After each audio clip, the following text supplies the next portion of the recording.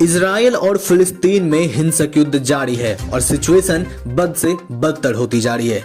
नमस्कार, मैं अभिनव राज स्वागत करता हूं आप सभी का सरस न्यूज में।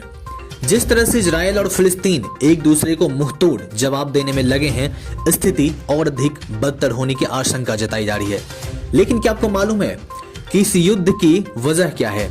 ऐसी वो कौन सी वजह है जिसके कारण इतने सारे गोले बारूद और रॉकेट एक दूसरे पर दागे जा रहे हैं और लोगों की जान जा रही है? चलिए मैं आपको बताता हूँ इस वीडियो में इनकी पूरी कहानी। चलिए थोड़ा इतिहास के पन्नों को पलटा जाए। जब 1948 में इजराइल एक राष्ट्र के तौर पर स्थापित हुआ, लेकिन उसे मध्य पूर्वी के इस्लामिक देशों ने कभी भी मान्यता नहीं दी थी। लेकिन उस वक्त टेम्पोररी फैसला लिया गया था कि पश्चिमी जेरूसलम के हिस्से पर इजराइल का कब्जा होगा, जबकि पूर्वी जेरूसलम के हिस्से पर जोर्डन का।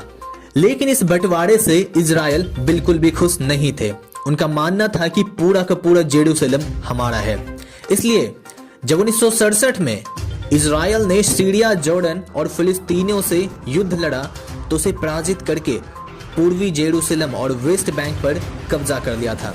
लेकिन अब भी फिलिस्तीन का मानना है कि पूर्वी जेरूसलम हमारा है और इसी को लेकर इजराइल और फिलिस्तीनियों के बीच हिंसक युद्ध लगभग होते ही रहता है।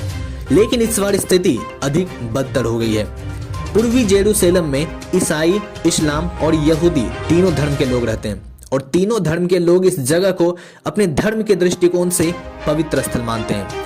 ईसाई का मानना है कि चर्च ऑफ द होली मकबरा, जहां यीशु मसीह को सूली पर चढ़ाया गया था, वो यहीं स्थित है। और इस्लाम लोग डोम ऑफ रॉक और अल अक्सा मस्जिद को बहुत पवित्र समझते हैं, जो कि यहीं पर स्थित है। तो वहीं यदि हम बात करें यहूदी की, तो उनका कहना है कि अब्राहम ने अपने बेटे को आइजैक की कुर्बानी यहीं पर दी थी और यही वो जगह है जहां आधारशिला रखकर पूरी दुनिया का निर्माण किया गया है। तो यही वो वजह है जिसके कारण सभी जेरूसलम को, पूर्वी जेरूसलम को अपनाना चाहते हैं। दरअसल अभी हमें इजराइल और फिलिस्तीन के बीच जो स्थिति देखने को मिल रही है, इसकी शुरुआत लगभग 1 महीना पहले ही हो चुका था, जब पूर्वी जेरूसलम के इलाकों में यहूदियों ने फिलिस्तीनी अरब लोगों को अपने घर खाली करने की धमकी दी गई थी, क्योंकि पूर्वी जेरूसलम के मामले पर वहां फैसला आने वाला है और आशंका जताई जा रही है कि फैसला सरकार के पक्ष में होगी। वैसे यदि हम बात करें अमेरिका की, तो अमेरिका इजराइल के साथ है। उनका मानना है कि पूर्वी जेरूसलम इजराइल की ही होनी चाहिए।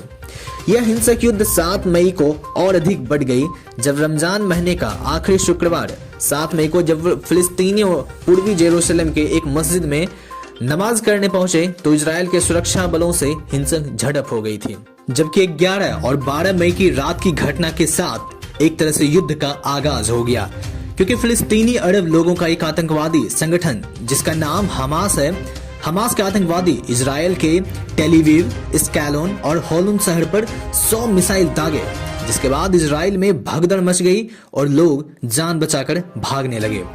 हालांकि 100 में से 98 मिसाइल को इजराइल ने हवा में ही नष्ट कर दिया।